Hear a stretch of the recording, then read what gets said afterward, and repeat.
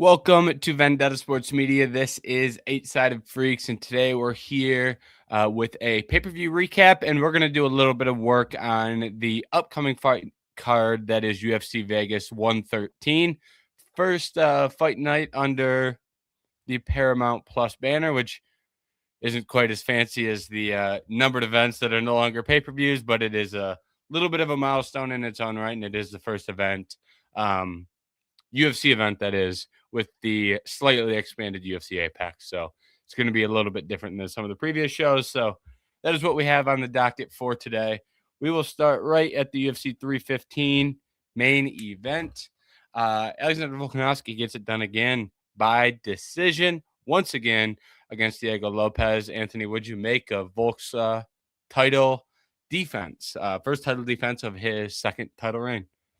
Yeah. Well, just to start it off, I think I still haven't gotten the stock watch out. I'm already slacking in the second week, but I did write that part at least. And I don't know. It was more of anything because I didn't like the matchup to start. I don't think that rematch should have happened.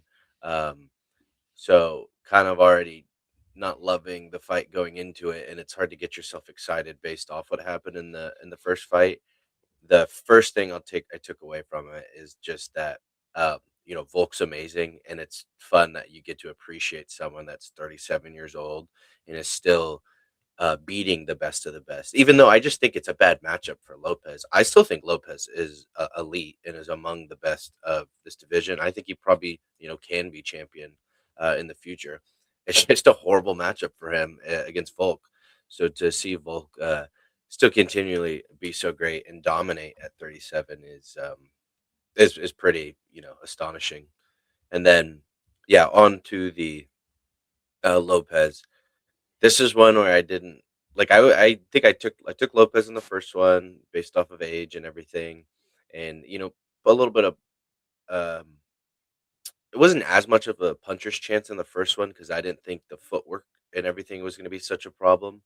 But headed into this one, I definitely just saw it more as a puncher's chance for Lopes, unless he somehow figured out how to cut the cage and you know um, get and stop letting Volkanovski just circle off the whole first fight. And maybe there were some improvements, but it just came down to just Lopes doesn't have the footwork, and Volkanovski's just too skilled um, uh, with his movement and everything. And he's just a pure vet through and through. Like I think we had joked, like even if Lopes can come up with something, like Volk can easily adapt and find another avenue to kind of win that fight. So I thought it played out a bit kind of I think where I was expecting. And while not the most amazing fight, at least just another incredible addition to Volk's resume with that win. Yeah, and I think we hit a lot of the points that we ended up seeing the fight play out. We've been off to a good start on two back-to-back pay-per-views. So I didn't want to say I thought we kind of nailed that too. This one too. So yeah. As far as I'd have to, I don't know our straight picks off off the top of my head. That'll be in this upcoming week's preview and predictions. But we went 4-1 first week with a lot of really accurate calls. I know I got some of the middle fights wrong on this one, and we'll talk I about did. some of those. But as far as the main event goes, we hit the nail on the head pretty hard here, and I think the main theme was if Diego didn't do something drastically different, it was going to be the same thing. And Volkanovski kind of joked in his post fight. He was like, "Yeah, he was cutting off the cage a little bit better." So I just circled in the opposite direction, and then that was it. And that's one of the things we talked about with Diego, and his camp in general isn't really one that makes massive, especially footwork improvements, but in general, massive improvements in between camps. Teammate of Alexa Grasso didn't make any adjustments at all over 3 fights with Shevchenko, Aldana as well. And there it was as well with Lopes. I think Lopes not as extreme of an example as those two ended up being, because I think he looked a little bit better here, but still it was not nearly enough. One guy got a little bit better, and one guy knew what he was getting himself into and game planned probably even better than he did the previous time in Volkanovski. So, um, And the one thing Diego did better, Volk, I mean, I guess it's not the most like outrageous fight IQ thing of all time to just start circling the opposite direction and see if he can cut you off that way. And he couldn't, it's kind of, I don't want to say easy pickings because that's a little, you know, kind of downplaying it, but it's not the most complex thing. Volkanovski himself will probably tell you that as well. So, I um, I was just say, I go ahead. guess that is fair too.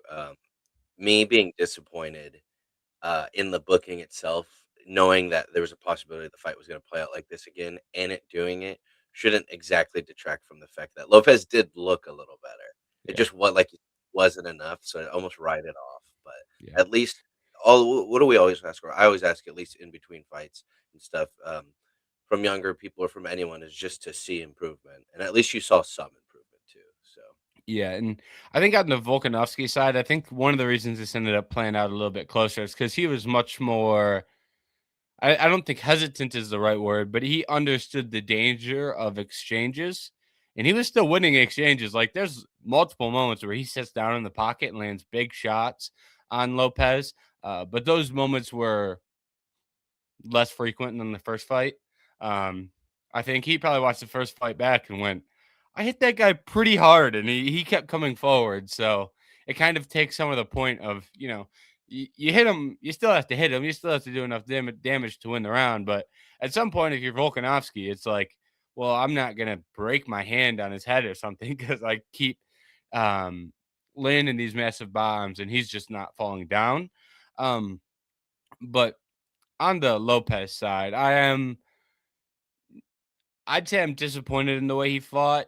I think he made some improvements, but I do ultimately think that I would like to see him take a lot more risks. Like it got to the point where in the fifth round where it's like, all right, you're down however many rounds, 4 rounds, maybe some people had it 3-1. Regardless, you need a finish here. Go give it your all and go try and get that finish. Well, we were in that situation in the last fight. Now we're in that situation again in the second fight. It's like you could just take that same level of intensity and hunting a finish that you did in the fifth round, and you could use that in the first round when you're, first of all, dry for grappling exchanges if you're going to try and grapple, or you're fresher and can land harder, which he honestly, I don't know how much harder he would have needed to land because, as we've discussed, Volkanovski's chin isn't exactly, great these days. But I would have liked to see a sense of urgency, and if he would have went out there and really pushed the pace for 2 rounds and gassed out and got finished, I wouldn't have held the finish loss against him. I think it would have been a valiant effort considering how the first fight went, but it's just we did that's not what we ended up seeing, and I wish that would have been the approach from Lopez, even though it's much more risky. yeah, because there's a point like in the fifth too. Like, you're down 7 to or you're down 8-1 or, like, 7-2 in totality on some of these rounds on, like, depending on, whose scorecard it is. It's like, obviously, the winning trying to eke out rounds over him is just it's not working. I don't wanna say, like, it shouldn't be the game plan, but it's just plainly not working. So, yeah, you have to eventually kinda throw caution to the wind, which I know I'm not the one in there at risk of getting knocked out, so it's easier for me to say, but also sometimes that's the difference between becoming a champion and not, though, is really going after it and knowing I have to get a finish here, so I'm gonna have to also, you've obviously know if you can take one and give one. You've obviously proved you can do that too. So I feel like that should be something. I don't want to say lean on, but knowing that you have that in your pocket at least is good for you. Yeah, and the thing that makes me more disappointed that that wasn't his approach, um, is more because that's the way he typically fights. Like we've seen him really get into these brawls, like his fight against Gene Silva. Like you don't want to get into that fight every single time, and not saying he has to get in that type of fight every single time for the rest of his career, but he has multiple times shown the willingness to go get in that type of fight. Um, if this was a guy who was a technical point fighter who just couldn't beat Volk, but he's not a guy who's really getting into brawls, really going into the fire, I wouldn't be as critical. But knowing that that is something that Lopez is capable of, I think is what makes it worse, in my opinion, because we've seen him do that and get finishes at a really high rate when he does do that. So that's Yeah, my one of my other issues with it. I agree. Like, obviously, you don't want to get it into it every time, but that's the thing. It's round 4, round 5 of your second, attempt at a title. It's not that you have to do it every time, but you might wanna try to do it now. Like, there's no other time to do it because, just to say, to your point, uh, I mean, you just did that with Silva, and you were getting he was getting touched up a little bit. He was getting hit pretty good, throughout those exchanges before he pulled off that the pretty crazy spinning elbow, so I Yep. just it's not that yeah, it's more of you don't have to do it every time, but there's certain fights where you should really think about doing it though. Like there's no maybe better occasion for it. Yep. I agree. As far as what's next for Volkanovski, I think this one is pretty easy. They just booked Mazvar Evloev and Lerone Murphy. They're going to headline UFC London in March, I believe, late March. I think it's if that fight wasn't booked, it'd kind of be a little bit of an argument, a discussion in between those two guys. But if we're going to have the two of them fight, I think it's winner gets a title fight, regardless of split decision, regardless of entertainment. I think it's at this point, it would be very, very, very hard to deny either of those guys. What are your thoughts on that? Well, those were kind of the two names. I wanted one of them probably before Lopez, or at least I thought those two names were more deserving. So, I guess knowing they're doing a title eliminator, it's not too much to complain about then, as long as the winner gets the shot. But I'm fine with either. Yep. And then on the Lopez side, I think he's the more interesting of the two. I imagine the more popular name is going to be Yair Rodriguez, Hmm. considering their beef, considering their history. Rodriguez is a guy who frequently, or excuse me, doesn't fight frequently. And he's been on the sidelines for so long, it feels like everybody's a good fight for Yair Rodriguez. And part of that's a compliment for by Yair, but I think it's really the case with Diego. Yeah, there's a countless amount of names still in there that I would like to see against Diego, but I think Yair makes the most sense based off rankings too. Hmm. Um, I mean, it's not that I don't want to see Lopez really drop to like fight in 8 or 9 just because it's a could be a good or fun matchup. I think Yair works perfectly, and as much as I've uh, rooted for Yair at times too, it's like we gotta start earning the ranking eventually because like you're surrounded by Lerone, Lopez, almost Silva now at this point. It's like they've all been earning it over the past a couple years. So they Yeah. didn't get the Pitbull matchup. I guess the only other possible shout for Diego would probably be the loser of Murphy and Evloev. I think that would make logical sense as well. Just if Diego decide, or excuse me, if Yair decides he doesn't want to fight for another 6 months and Diego's itching to get in there, that may be a different route for him that would make a level of sense. So, Hmm. all right. Down to the co-main event, we have Dan Hooker and Benoit Saint-Denis. BSD was the winner here. Round two, TKO, with pretty impressive performance from Benoit Saint-Denis, kind of back to the Benoit Saint-Denis that people often think of in their head when they think of Benoit Saint-Denis. That was the guy that we got here. What'd you make of Benoit's performance against Dan Hooker? I thought it was a great performance. I said finally, like he has my respect. I've not been a hater, but I was not on the train completely because I thought his two hardest fights he lost.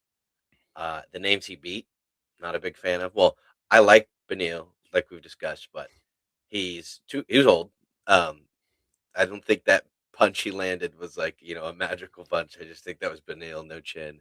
And then who we'll talk about, I wasn't the big Ruffy fan. Or the biggest Ruffy fan. So unfortunately I'm also not the biggest Hooker fan, but I think that's a good win. He's been in there for a while. He's beat a lot of people, lost to a lot of people, but that's going to be a tough out regardless. I think he's a gamer, so I think BSD. Um, like I said, I've always seen the talent and stuff. It's just not my favorite style, maybe necessarily, but he got it done again. I think the pressure and just the toughness. He went out there and got now finally the biggest win of his career. So I was happy with it. Hmm. And I think he did a good job of really continuing his game plan. It really wasn't looking good for him to start. Not to say it was like, oh, he's going to get finished, or like we had some struggles getting Dan to the ground at first. And I think live odds had it at a pick 'em at one point. But then once he started to get to his takedowns and started to get to his top game and some of that type of stuff, it started to go a lot better for him. Dan kind of threw him a lob there going for, I think Dan initiated the takedown in the second round. It's like, I don't know how good of a idea that is. Yeah, If Dan's going to grapple, just grab a guillotine and hopefully you get it, because his guillotines are kind of like the Dustin Poirier guillotine. You know, when was the last time he landed one? But everyone says they're good and probably not bad in overall, but he doesn't really land them frequently. But that's a much more that's how you're going to find success here in comparison to I'm going to offensively wrestle Benoit and put him on his back. That was kind of silly, and he paid very dearly with that. But to your point, I thought it was a really good performance from Benoit Saint-Denis, and I think this fight's a good example of what happens when the ball starts to roll in his favor. There's been a couple times it started to roll in the opposite direction, and it rolls just as hard down the hill as when he's pushing it as well. So when things are going right for him, they really tend to go right. I think exactly, and I know you've said that exact point too before, but it reminds me of like in college basketball, a team that plays fast and shoots a lot of threes. When they win, they're blowouts when they're hitting, but if they're if the pace is struggling a little bit or the threes aren't falling, then it turns into them losing by 20, and that like almost hit or miss a little bit. Obviously, for BSD is not my favorite style, but like he shot 2 for 9 in the fight against Dan Hooker, like it could be a little concerning. Not that Dan Hooker like can't uh, defensively wrestle or anything, but then it's just yeah, flip of a switch. As soon as he like gets that upper hand, he like can just take advantage of it, and it's people just start drowning in there with him. Mhm. And I think the bigger issue is when he can't get the fight to the ground and his striking is very predictable. His striking is very good when it is when you're concerned about the takedowns and he's mixing things up well, and it's because it's just so powerful that like all the heavy hooks are landing when you're thinking a body kick's coming, or like you think the body kick's coming and a hook's upstairs, or a takedown's coming but you're thinking hook upstairs. Like when he can really mix his things together, it really is working well. But if you just really shut off, the wrestling threat and can really minimize that, then I think that's when he gets in some serious trouble. Of the striking is pretty repetitive, and you can start to, as Poirier did, really start to hit the mark on him and start to hit him hard, and that's when things go wrong for him. And this was a fight where he does get to takedowns, and I think Dan Hooker's biggest defensive grappling flaw is not the takedown defense; it's when he's on his back, and to me, that was really shown here. So he had a lot of success once he got in top position, even though it took him, like you said, he went 2 for 9. It took him a lot of effort to get there. Mm. But to your point, that's a man that sticks to a game plan Yeah, though, at least, and he yeah, knows what he's good at, and that's how he's gonna win fights. yeah. I don't think Benoit Saint Denis is ever going to turn into technical kickboxer from the outside anytime soon. I think he knows his game plan and he might die doing it, but that's his style. He picked it and he's going to stick to it. Which is fine in its own right. I like Yeah. yeah. I like people that like some of my favorite fighters that can utilize multiple game plans, but the thing I hate most is when someone tries to be what they're not and starts trying to win fights using their worst skills. Yep. Yep. I agree. All right. Benoit Saint Denis is now up to number 5 in the rankings. It's kind of a big jump for him. I don't know if he's actually ever been that high. Even when he fought Dustin, I think he was ranked lower He than was that. ranked And I think, lower.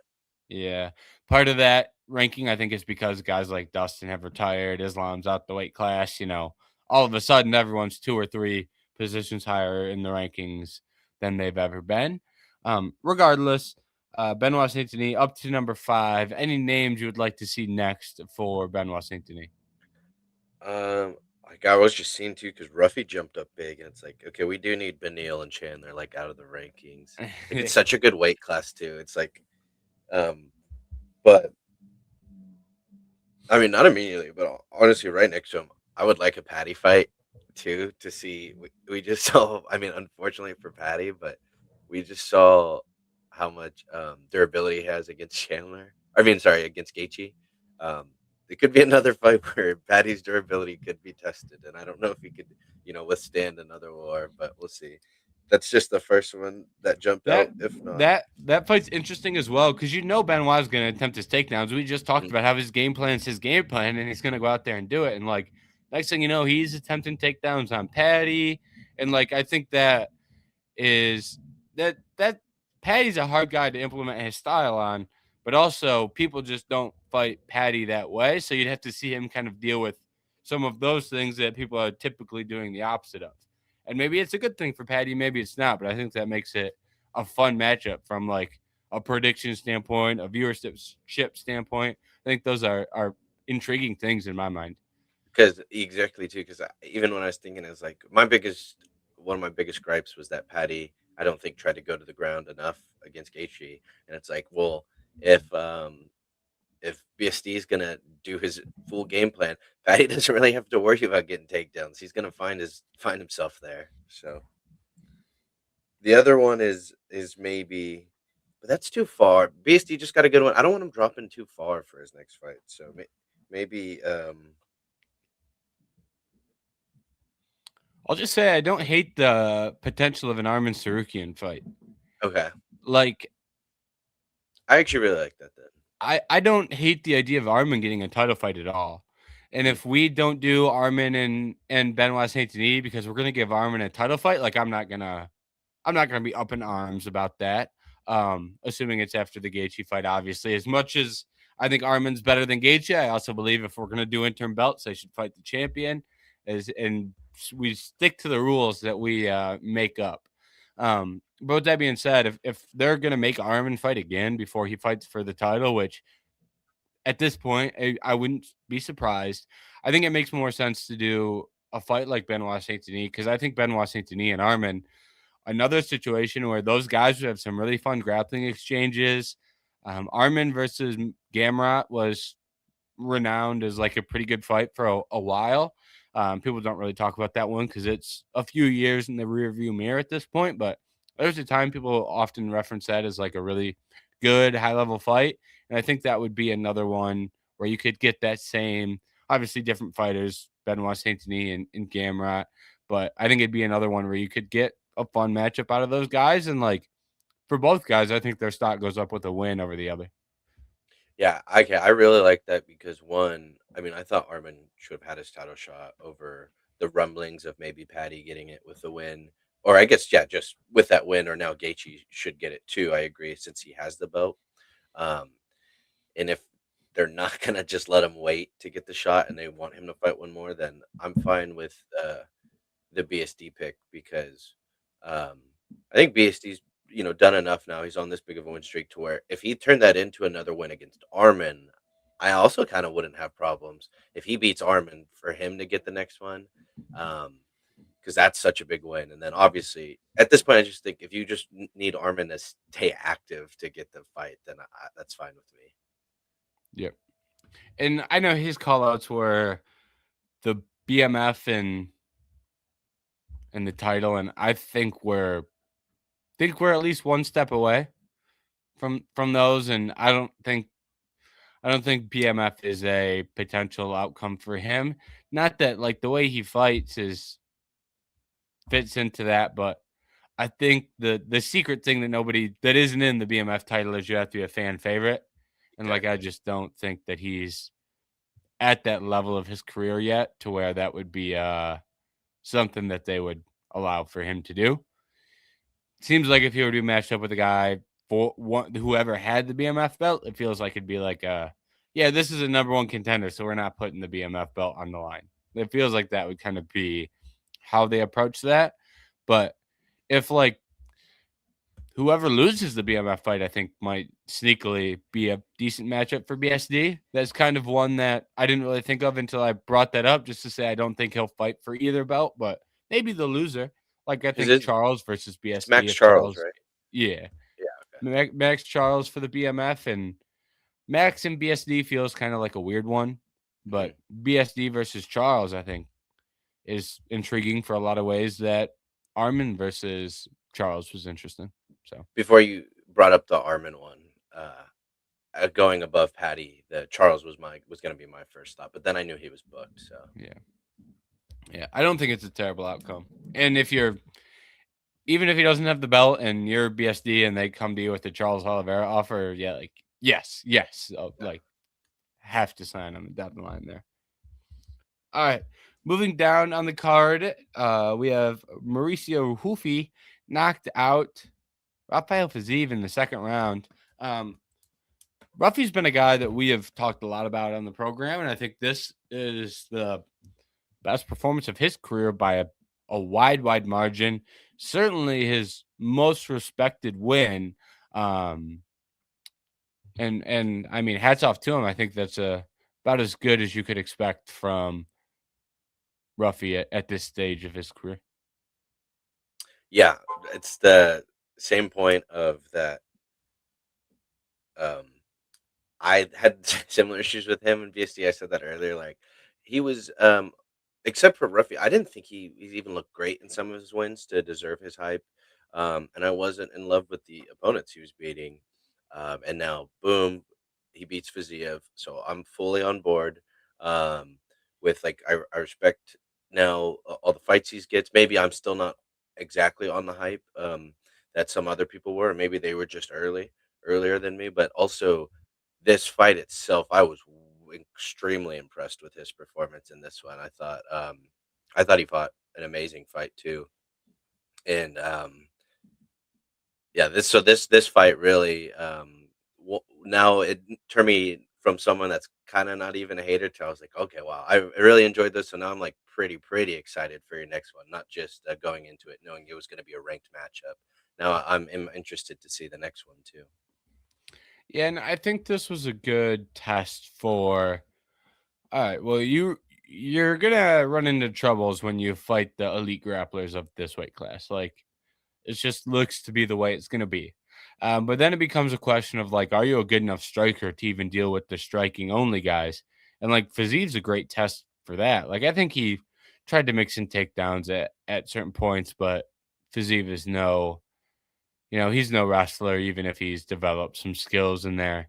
But I thought he did a lot of good things, and I thought Fiziev was winning the beginning stages of this fight, but I kind of felt a little bit of a momentum shift on the Ruffy side where he started to look more in control. He started to land some jabs. He started to do some good things.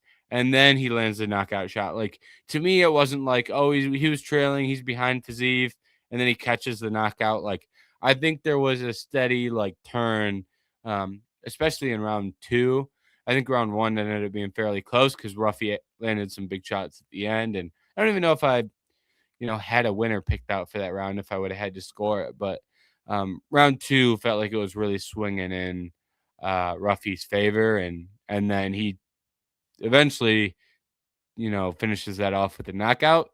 That's obviously great to see, rather than all right, I'm starting to get some momentum here, and I'll just kind of build on that and take my decision win. No, he started to build some momentum, started to land some shots, and then he set up a big shot, got himself the knockout. I think that's a really good test for him to pass, and it makes me more optimistic in his skill set against other strikers. Considering, I mean, the guys he had knocked out, like we've talked about, not exactly the best of the weight class, but when you're beating Fiziev in striking exchanges, like due to my respect for Fiziev, I can do nothing but tip my cap to him. So it's about as good as I could have expected from Ruffy. And honestly, it's better than like a 2-minute knockout. Because if he would have went out there and knocked him out quick, it's like, oh, he caught him early, but that wasn't really the case here at all. Tides were turning in his favor, and he landed a big shot. So all the credit to him. Yeah, I thought that was the reason to your point of like it wasn't 2 minute knockout. I thought Fiziev was fighting well too. That's why I also like this win for Ruffy because I thought things were going well for Fiziev, and I was liking some of the stuff he was doing in there. I just felt like it started to lean into I don't want to say I don't like maybe a power differential, but it's Fiziev started to wear some of those shots a little bit worse. And then obviously, yeah, with the knockout, just caught him, but or just got him. But um, overall, yeah, I I thought this was a pretty good fight for well, yeah, almost finished the second round. Yeah, so it's about 2 rounds of it. I thought both of these fights, this one the BSD where um can't remember the exact odds, but I know they were both similarly close. Like there was no like overt favorite. I don't believe. Um, Mhm. and I thought they both kind of went back and forth in their own right. So um, this was I thought these were two decently fight two decent fights compared to what we got on the rest of the card. So I thought this picked up speed and then it at least went into a bulk, good championship performance. So they UFC got what they wanted out of these. Yeah, and then as far as moving forward for Ruffy, I mean, he's a pretty inexperienced guy as far as the rankings go. Really only has the BSD matchup and the Fiziev matchup.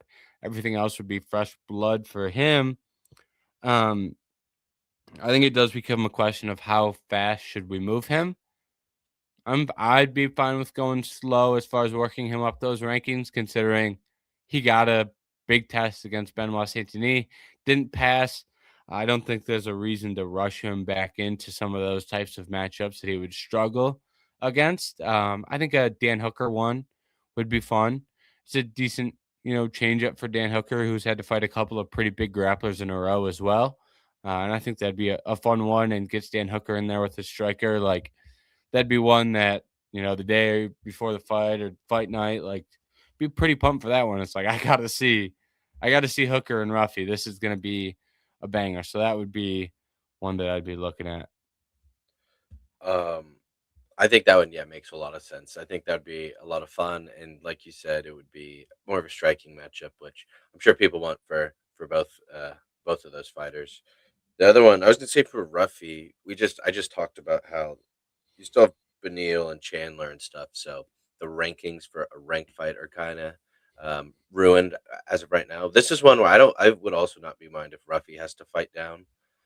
So like Emmanuel Torres, who's still, I think he's around like 13 right now, or 14. So this is one where I wouldn't mind him having to fight down as well. But if they want to go up, I do like that. I think that Hooker's a really fun striking matchup. Yep. All right. Heavyweight MMA is next on the docket. Tallison Teixeira eked out a decision win over Tai Tuivasa. Man, if Tai Tuivasa had not even that much more, a little bit more cardio in the tank, it would have been Tai Tuivasa all day. But both guys ended up, nearly going into cardiac arrest, which for Tai, you can look at him and go, oh, yeah, it makes sense. For Teixeira, it's like, what are you doing? Why are Mhm. you so tired?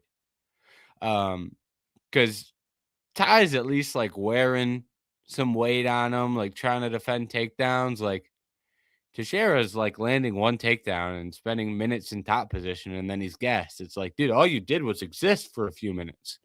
Like you did nothing more than like the pure like intensity and like pressure of being in a fight just was enough to get him tired, let alone the physical activity of it. So um I don't know. I don't really have a lot on this fight. I can't I know. imagine you do either. So Yeah, this is a ranked fight that I'm supposed to be excited for, and yeah, I'm watching two men just get tired yeah. for like laying. There's not even like necessarily scrambles or crazy, but no, he's just sitting on him, and Teixeira is tired in the next round. But I will say, I thought I think Tuivasa looked, obviously better than I guess he had looked in his past couple fights. Like he didn't get knocked out, so that was a plus. Good. I think the time off did well, um, and he forced the issue on the feet to try to pull off the upset. Just got giving up too much time on the ground. But um, Teixeira didn't blow me away once again. I didn't think he was, but I don't know who's still excited for him. Yeah, and I mean, this fight I will say, it did have some comedic. It is funny, but Yeah. I don't know that when I don't know how it's a pretty good thing to have to consider is like how often should we have funny fights be main cards of pay-per-views?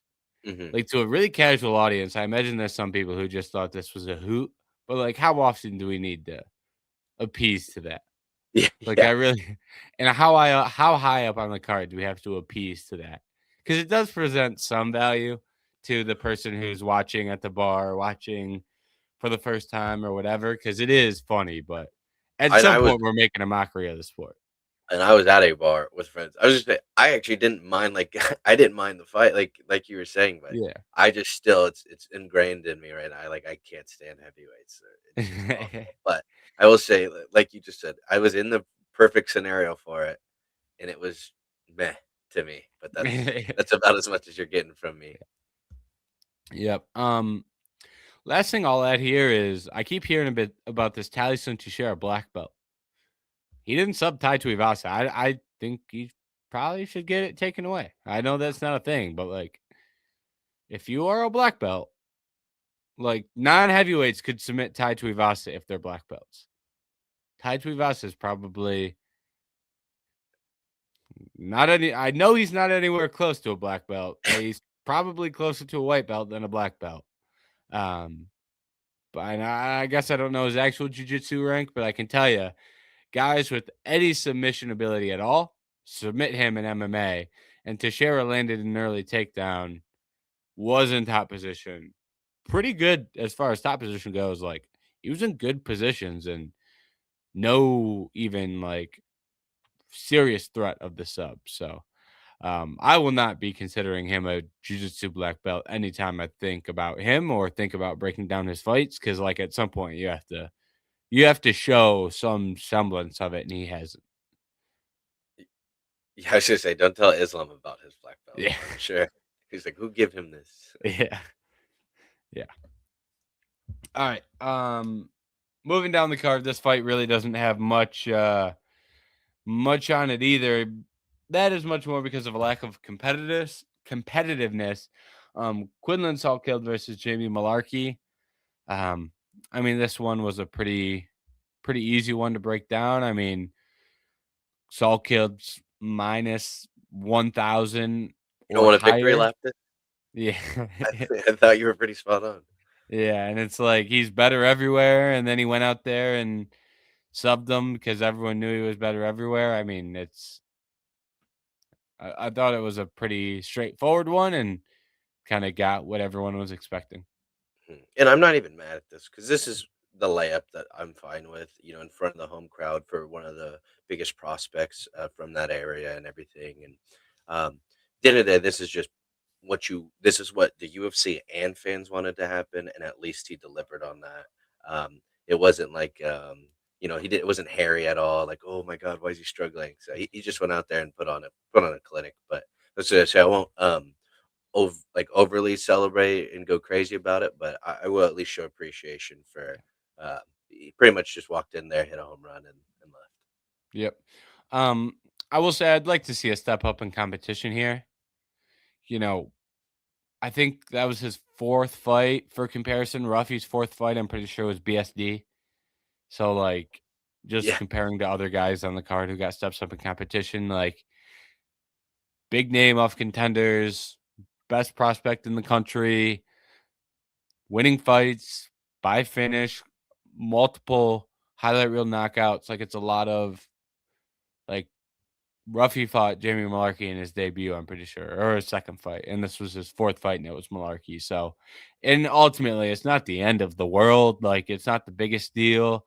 And I'm not even saying we need him in there with like a borderline top 15 guy. He doesn't need to be in there with like a Faraz Siam or a Manuel Torres or a guy like that who you brought up. He's earlier, and I don't know how you feel about those matchups, but I'm not even, he could probably go in there and compete with those guys, we'll say, um, regardless, win or lose.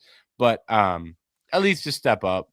I guess Nazareth Hasbrat's actually a That's pretty decent win, but That's what I was gonna say. I think that was his step up, yeah. and they just lucked into the situation of they had a card where he's from home country. They were gonna need to fill that card regardless too, which was an issue.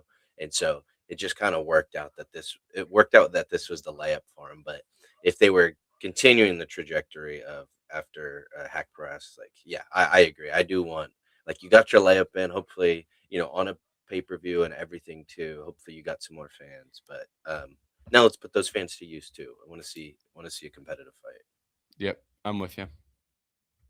All right, let's hit some final thoughts for UFC 315. Prelims, we talked about this beforehand as well, but not the most electric prelims on the card. Do you have anything that stands out to you off the top? I was gonna say I don't think I even I was at the like 50-second pig bowl like Guns and Hoses. It's like a firefighter versus police football game. So I don't think I watched any of the prelims or anything actually. Yeah, there really I wasn't. also wasn't didn't want to. Kind of. Yeah, and I mean these prelims weren't great, and I mean there were some like fights that ended up being entertaining. Road UFC guys didn't really blow me away. One of the Road UFC fights was pretty horrible. Um,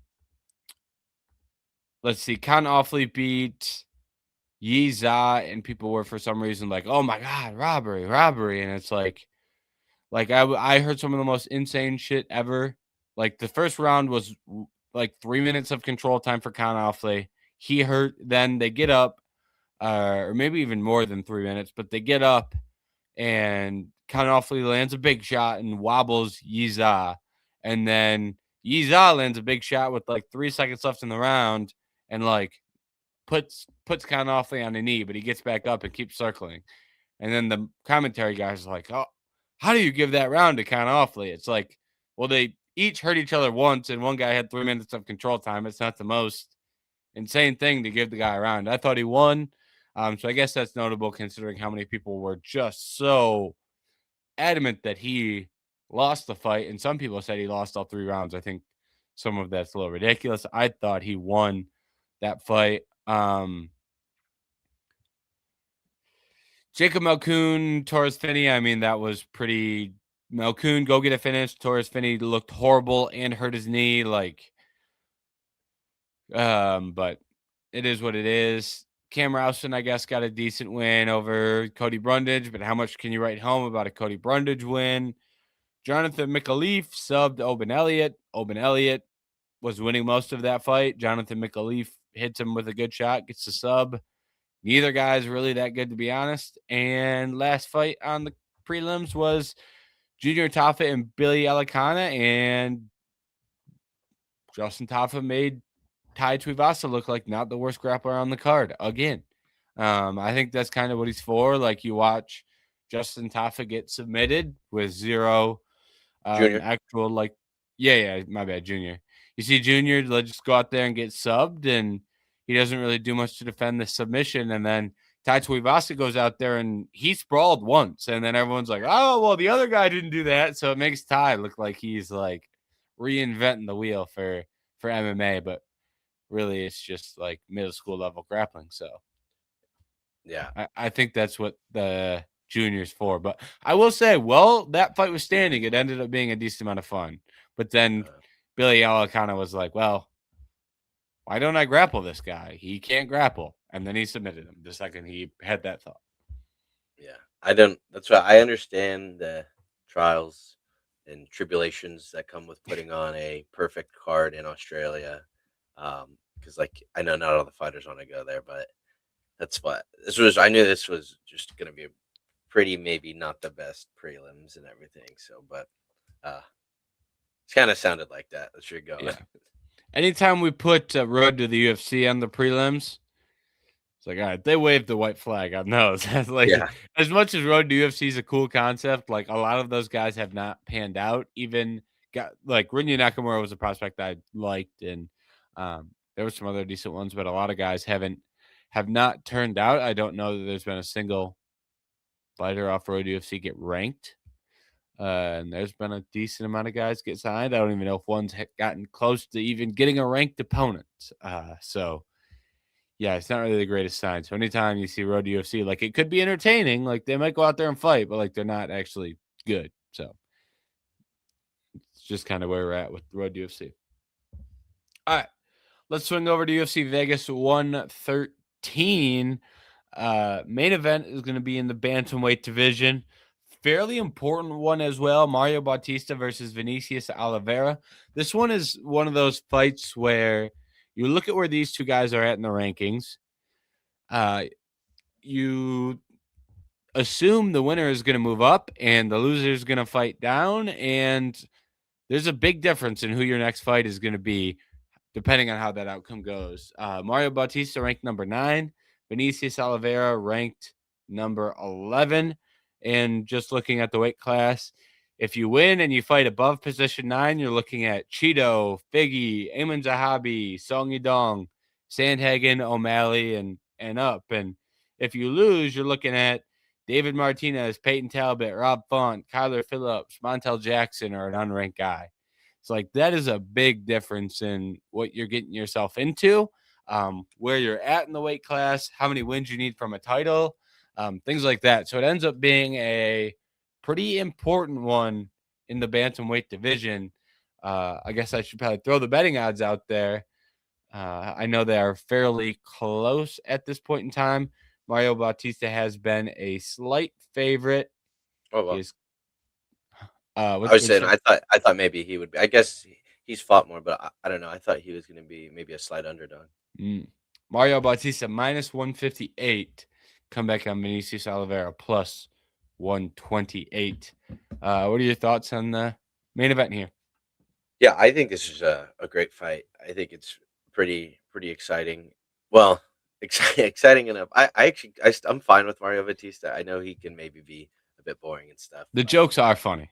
yeah, Oliveira is inherently like not boring. So I think this is just um, interesting one to see maybe which style wins out. And then yeah, to your point was where that cutoff is because Figgy and Vera are like invisible to me. So I think like if whoever wins this fight genuinely is like almost in that exclusive club of like Song, Sanhagen, or Magomedov, everyone like that means you're already swimming around title contention.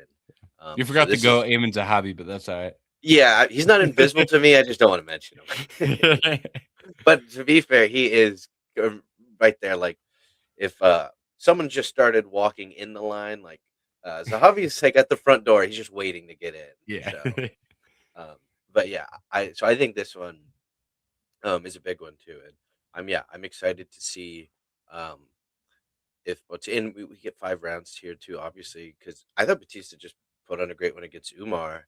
Um, he unfortunately got held down a little bit too long in some of those rounds, but I thought he landed all of the more impressive shots, did the most damaging shots in that fight, and depending on if they, I think the one thing I always complained was that's when Almeida just got like finally for some reason they don't give Almeida the win there for grappling and control time. Even though I watched that continuously happen, and then I was like, "Oh my god, are we setting a new precedent?" And then I watched Mario Batista land the more important shots in every round, and then I was like, and then they give the win to Umar, and I'm like, "Oh wait, never mind. Control Yeah. time still matters." Then okay, We really pick and choose when damage is the number one yeah, criteria because Umar really doesn't ever do damage from top position. no, Ever.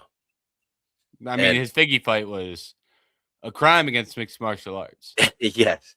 And I know the Almeida one is such a terrible one to hang your hat on because he genuinely, which we'll cover him, he's on this card. He also needs to throw punches or Yeah. anything when he's on top. But um, yeah, I'm excited for Batista in this one to see what game plan, everything he goes into. And I'm always, and I'm leaning him definitely. I'm kind of leaning Batista, but I'm worried about that the power and the kind of wildness from Oliveira coming back because um, I think for someone that can fight so perfect at time and technical in Batista, someone like Oliveira is the one that could sneak him with a shot and end up with his hand raised. Yeah. I think this one is barring a Vinicius Oliveira like early round, something ridiculous, I think Mario wins this one pretty dominantly. Okay.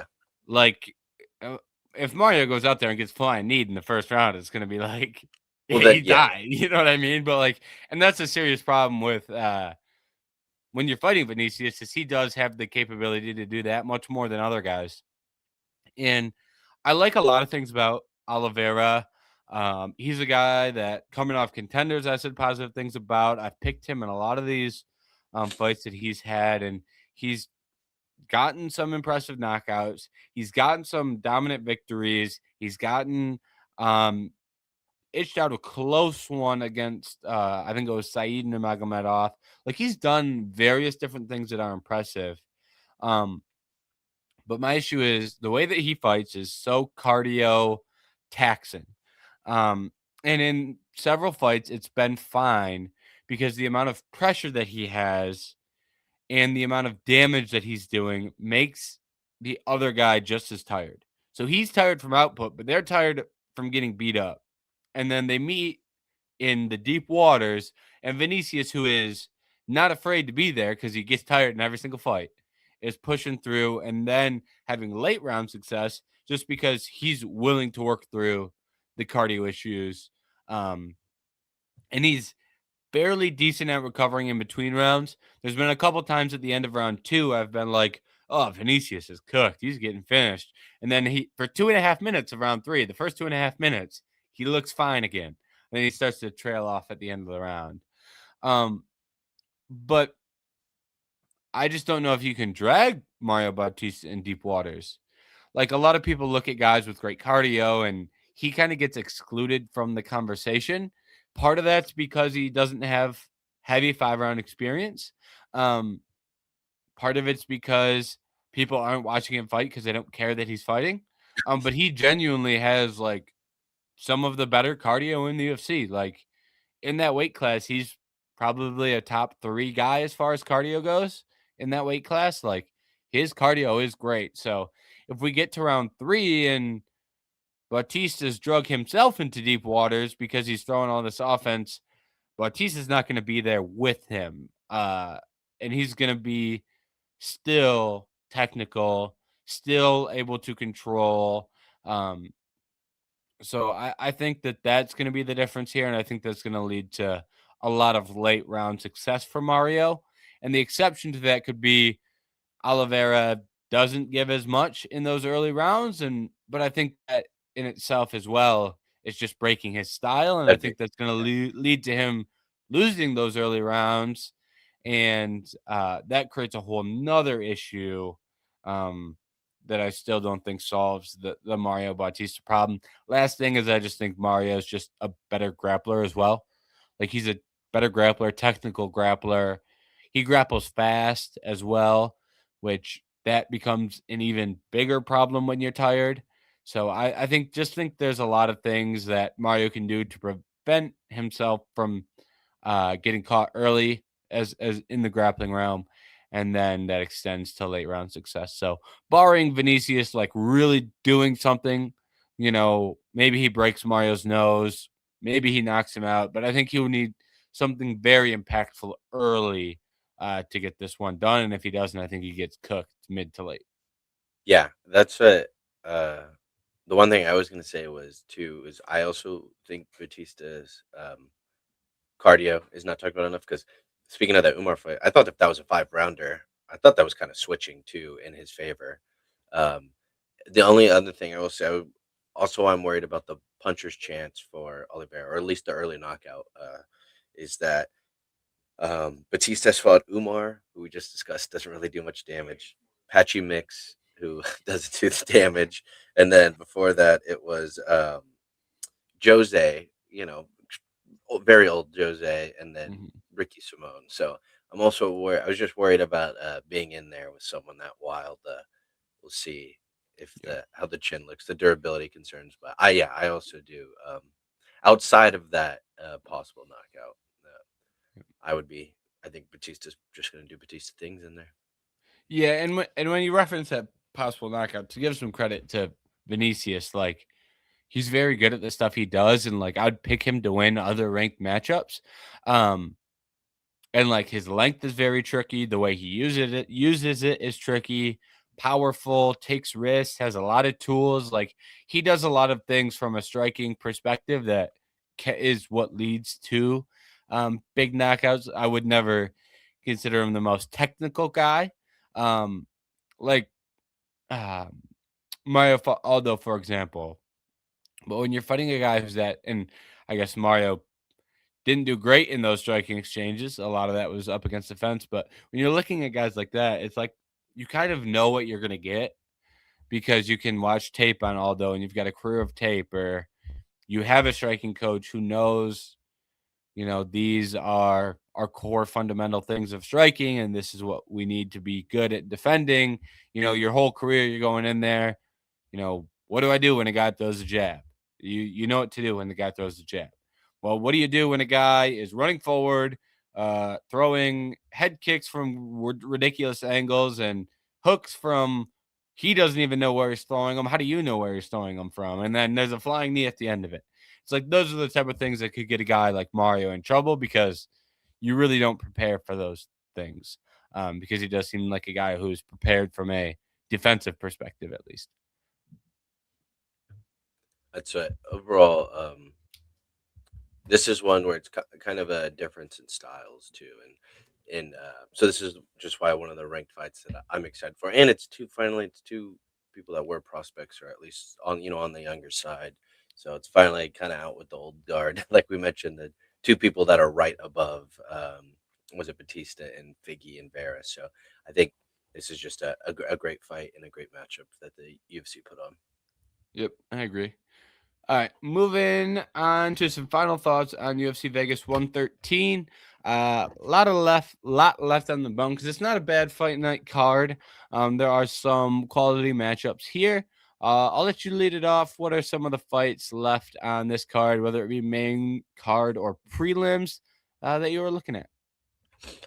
I mean, the two that I'm looking at most is because I'm not the biggest fan of Albazi, but I kind of missed Horiguchi's last one, so I'm just interested in watching this one um, because that's someone that's been doing it for a while. Obviously, Horiguchi 35, so I'm a bit interested in this one, and I think that's a fair test. I think it's can't remember exactly who he fought in his last one, but I thought they gave him a kind of tough opponent his Tagir first. Ulanbekov. Oh, okay, yeah.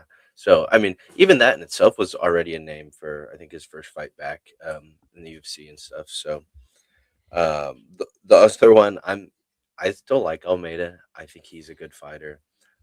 He has his holes where he just doesn't finish fights through striking, even though he's in very dominant positions. And it's kind of one of the things. It's like he's going to have a good chance. He's going to have dominant positions in this fight too. It's like can we see something hopefully? And then the other thing is, as much as I don't like heavyweights, I thought the Kaniev Blades fight was actually pretty good. Like I thought he looked good to me. I know. I I think thought he won that fight personally. yeah. I was gonna say I know because I think Blades hurt his ACL or something, and so maybe that's why. But I was fine when people thought I thought it could have went either way. I was fine when people thought Kaniev won that fight. So I was actually pleasantly surprised for that debut fight from him. So on that perspective too, these are two heavyweights where I don't want to say I don't mind yet because everyone can look good one time. So if he looks good again here, then I'll be on board. I'll be fine with him. And then the last one for me, well, real quick too, is just Mikhail Olajaychuk. A little bit of a career resurgence. I know he's was a Polish fighting nerd now, switch camps, but has not been fighting the best competition, but has been looking good. So that's one step to it.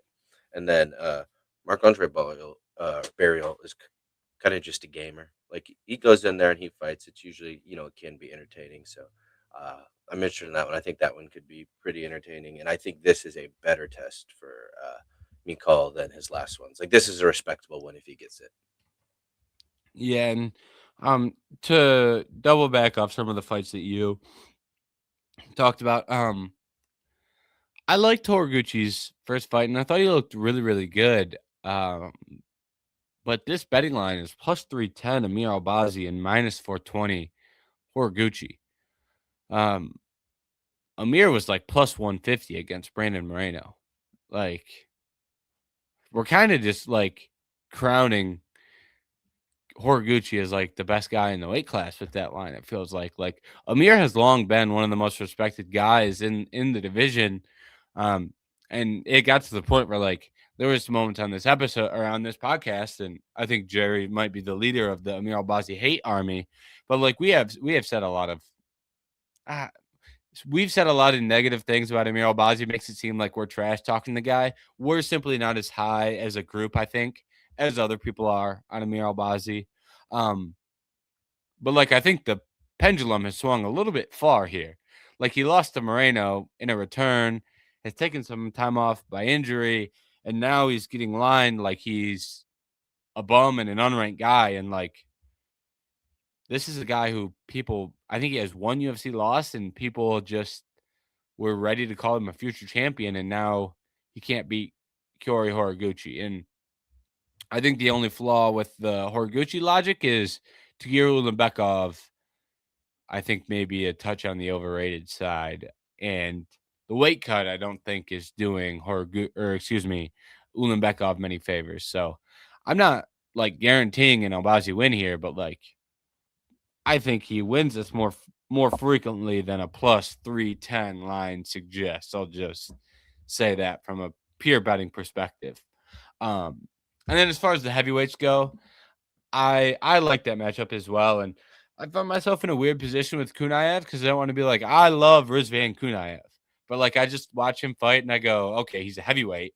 He's fat, but he's a functional fat. Like he's not tied to Tuivasa, but he's big to where like tough to grab, but like he can still move. And he can still functionally do things. So he's a functional fat, which is you're already ahead of the game. We haven't talked about a skill yet. And then he does have good wrestling and good clinch. Almeida's kind of the complete opposite opposite in like a physical sense of like he's a skinnier guy for the weight class. Doesn't have as much body fat, very, very quick, also a good grappler. So I'm interested to see how that pans out. I think Almeida's going to get to good positions early, but I think this is a really tough one if Almeida doesn't get that finish, because when Almeida gets tired, he likes to live in the clinch because he knows attempting takedowns is going to make him more tired. So he'll just press to the clinch and look to hold in the clinch. But Kunaev is big and good out of the clinch. So I think he may be able to take away Almeida's like resting, time wasting technique. So I think that may be what wins him this fight if he gets that opportunity. I feel like if he gets out of round one is the big, that's the big asterisk on every Almeida fight. It's sub early maybe, or it's I think at least from what I saw against Blades, I think Kunaev's going to be too good to you can't just sit there and stuff with him. Like he'll make you pay if that gets to to round 2 or 3. Yeah. And regardless of who wins this fight, I'd like to see Kunaev against Tallison Teixeira just for please scientific purposes. Like let's get that one out of here, and I hope Teixeira's favored too. Yeah. Maybe we need him to knock out like we might maybe a Tafa brother or something. I don't know. Someone call Parker Porter. I can get him back in the UFC or something. Or all right. Another one I like on this card: Gene Matsumoto versus Farid Basharat. Basharat, I think, is undefeated in the UFC. I actually undefeated as a professional. Matsumoto, I think, has one loss as a professional. Got a 26-year-old and a 28-year-old. Neither guy is ranked, but I think winner probably should get ranked. And I've liked both of these guys. Basharat's the type of guy it's hard to be like too high on him because touch on the boring side, Mr. Basharat. But Matsumoto, I like a lot. So these are two guys who I just think are good, especially for unranked guys, especially for guys south of 30 years old. So I think there's a lot of things to like here. And I think the winner, adding the other fighter's name to their resume, I think would be a good one. So that is the other one that stands out to me on this card. I will say too. And then shout out Dustin Jacoby. I don't know why, but I don't mind his. I don't think he's like great by any stretch, but I think he's actually kind of an entertaining fighter when he fights, and I like his striking Yeah. at times. So If you're gonna put a gun to my head and make me watch an unranked heavyweight, I might pick Dustin Jacoby. yeah, I'd have to go there's through all the definitely worse. unranked heavyweights and light heavyweights, excuse me, and double check, but he's certainly one of the better ones. I know I can tell you that much for sure. So, all right. Thank you to everyone for tuning in to this week's episode of 8-Sided Freaks. We'll be back next week. Checking out. I don't know that there's a fight card next week, so we may be recapping. Are we on break? Yeah, I think it may be a break week. UFC. Yeah. And then the week after, I think we've got 2 more fight nights and before we get to a pay-per-view. But the 21st, we have Anthony Hernandez and Sean Strickland. So there just may be a world where I make that, a personal holiday. I don't know that we'll be able to make it a national holiday, but depending on the outcome of that fight, maybe I'll make it a personal holiday and honor February 21st once every year, depending on how this fight goes, because I don't want to celebrate if it goes the wrong way. Yeah. Yeah, I might not be here to do podcasts anymore if it goes the wrong way, but that'll be a big one. Just from up here for a fan perspective, as well as some of the things we've talked about on the podcast, would like that to go a certain way. All right, thank you to everyone for tuning in. If you want more on UFC Vegas 113, we'll have the preview up. This is Friday, sometime today or tomorrow, depending on when that gets done. But there will be a preview up for the fight night with our official picks and breakdowns for every fight. So make sure to check that out. Make sure to check out Anthony's stock watch on the last pay-per-view as well. So check out both of those articles. They'll be on the website, vendettasportsmedia.com.